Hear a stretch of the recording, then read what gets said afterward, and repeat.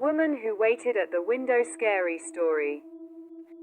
It happened on a cold night when the town was already asleep. Her name was Clara, a quiet woman who lived alone at the edge of the village. People said she was kind, always smiling, always helping. No one knew what waited behind her locked door. That night, a young woman named Eva knocked, asking for help. Her car had broken down. Clara welcomed her inside, made tea, and listened. The clock ticked loudly. The walls seemed to breathe. Eva never left.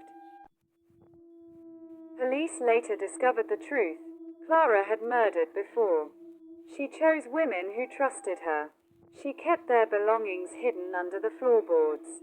Shoes, letters, hairbrushes, trophies of silence. Neighbors said they sometimes heard crying at night, but thought it was the wind. When officers entered the house, they felt it immediately. The air was heavy. The mirrors were covered. In the basement, they found Eva. Clara confessed calmly. She said she did it because she hated being alone. The most terrifying part.